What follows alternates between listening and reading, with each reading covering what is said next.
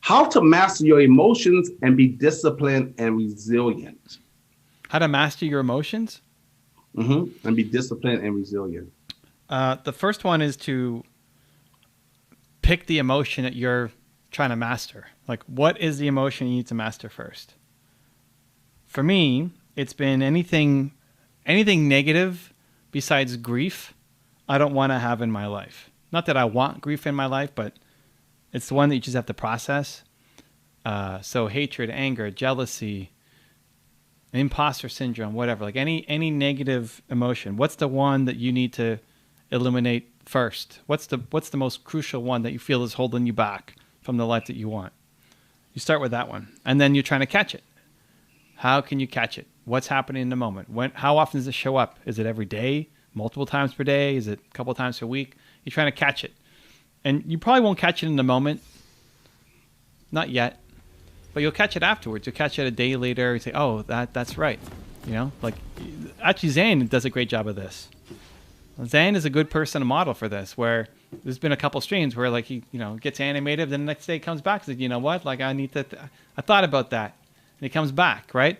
Same thing. Like, you're doing something that you don't want to be doing, but you can't catch it in the moment yet. So you come back the next day and say, oh, there it was again. Okay. And your goal is to get closer and closer and closer to the actual moment where it's happening, where you're about to get triggered. And you feel yourself about to do the thing that you don't want to do, and then having the courage to then do the opposite thing. So, if Zane wanted to not talk so much, we like him talking, but if Zane wanted to not talk so much, like if he's after every stream coming back saying, oh, I did it again, I talked too much. Oh, I did it again, I talked too much. Oh, I didn't listen. Oh, I need to change that. If that's and I'm just using this as an example. I'm not saying that's actually the thing, but if that was a thing, then that could be the goal every time. Okay, next time it happens, here's what I'm going to try to do. And then he's going to get to this moment. So you're capturing it an hour later. You have an intention coming in, but you're still doing the thing that you don't want to be doing. You'll get to this magical moment where he'll want to say something, and then he's like, "Oh, I caught it. I caught it in the moment. I'm about to do it right now. I'm not going to do it." To exercise that restraint, so whatever it is, anger, jealousy, hatred, fear, whatever the thing is that causes a reaction where your emotions are now mastering you instead of the other way around. To not expect to catch it in a moment, because you won't right away. That's fine. This has been patterned in you for a long time, and it'll take a little bit of time to unbreak it. So you're catching it a day later, and then 5 hours later, and then 2 hours later, and then 20 minutes later, and then eventually you get to this point where you're capturing it in the moment, and it's having the courage to go do the thing that you normally wouldn't do, but the new you wants to do. Great answer. And Mobius, I would add, see, even I get excited and passionate, and I told myself, it's rude to interrupt people unless that's the gist of the conversation that we both going back and forth, and it's a one of those kind of relaxed type conversations. So when I get excited, I want to jump in, and I don't want to interrupt Evan. I've done it before, but I never want to be disrespectful. I don't do it just to be disrespectful. I just get excited.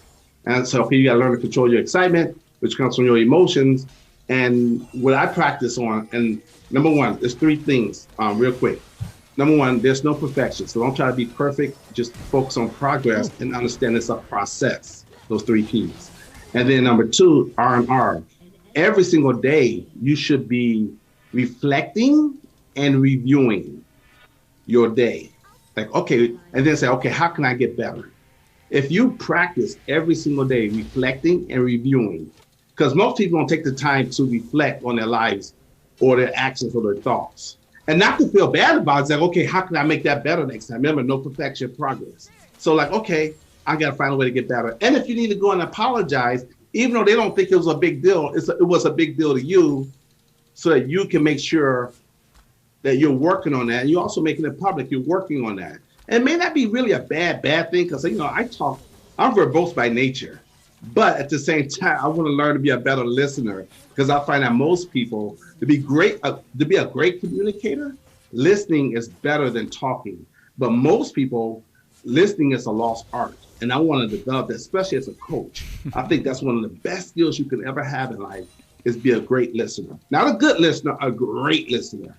Or as Mark Drager would say, an extraordinary listener. That's his one word, by the way. And so, yeah, just reflect and review. Review and reflect. And look at ways and you will develop naturally ways to get better.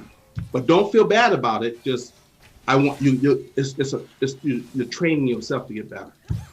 And you can also get feedback from other people.